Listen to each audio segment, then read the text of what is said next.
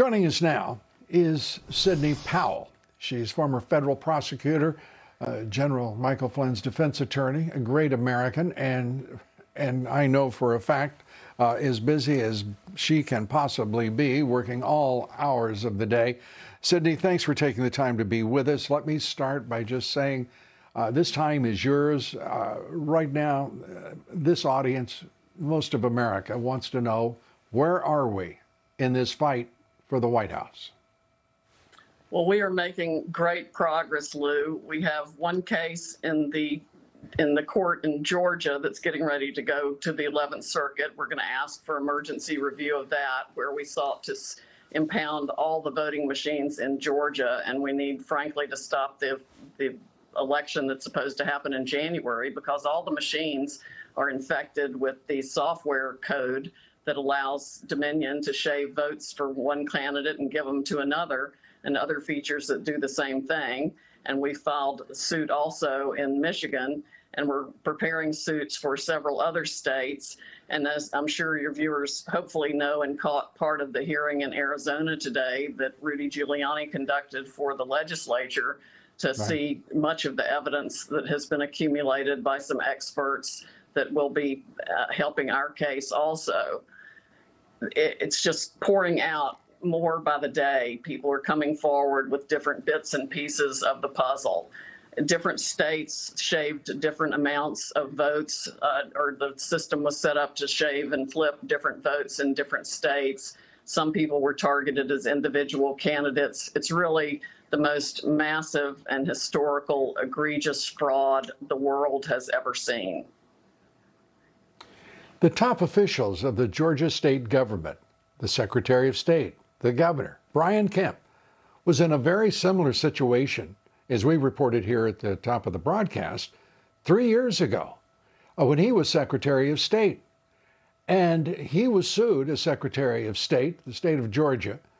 And incredibly, as soon as that lawsuit was filed, that server under Secretary of State Kemp was wiped.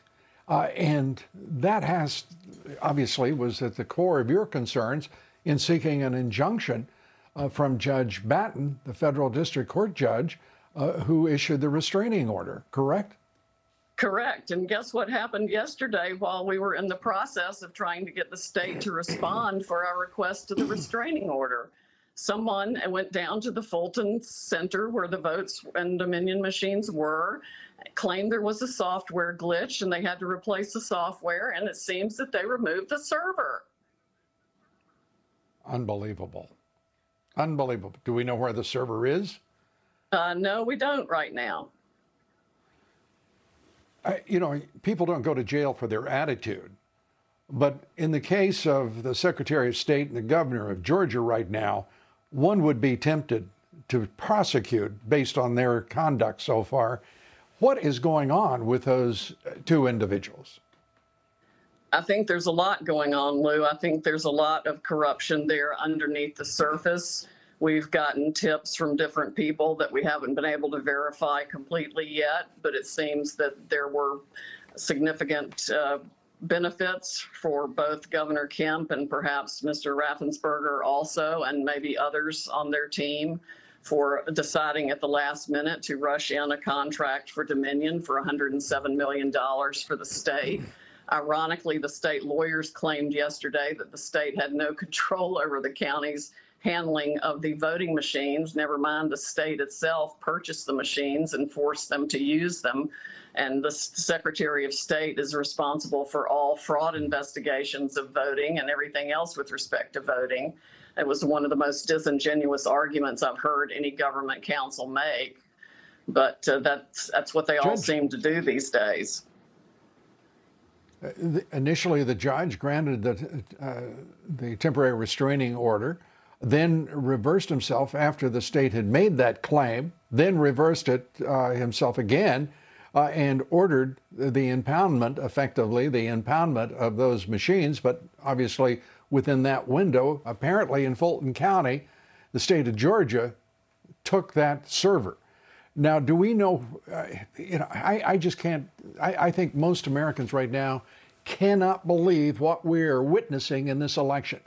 We have across almost every state, whether it's Dominion, EBS, whatever the company, voting machine company is, no one knows their ownership, has no idea what's going on in those servers, has no understanding of the software because it's proprietary.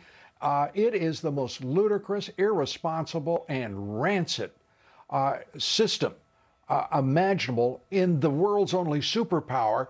We look like a complete nation of fools, and we're supposed to be meeting constitutional deadlines on December 8th, December 14th. Are you kidding me? This thing should be shut down right now, and people understand that this will not be tolerated by the American people. You are absolutely right, Lou. I couldn't have put it better myself. I can't even begin to tell you how appalling everything I'm seeing is.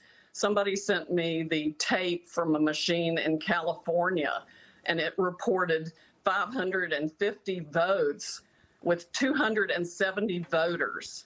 That's the kind of thing we're seeing when we can get the actual documents. Meanwhile, Dominion and its minions and other state officials everywhere are apparently out there trying to destroy everything they can get to before we can seize it. And our Department of Justice and FBI are nowhere to be found. I am absolutely livid. And I know the American people are livid too.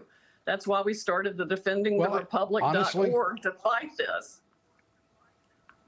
Let me be straightforward with you. I had a damn sight rather have Sidney Powell and Rudy Giuliani on the case than Christopher Wray and the fools, the corrupt fools that lead the FBI any day. I wish it were otherwise, but the American people understand what we now are up against in this country.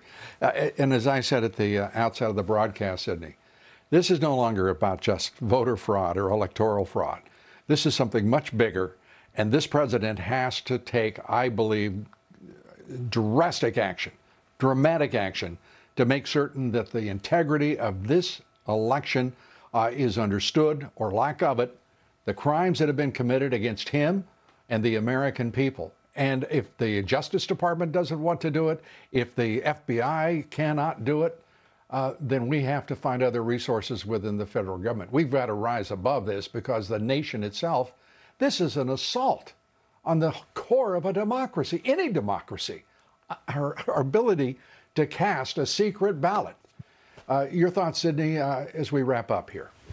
That's exactly right, Lou. It affects the bedrock of our democratic republic.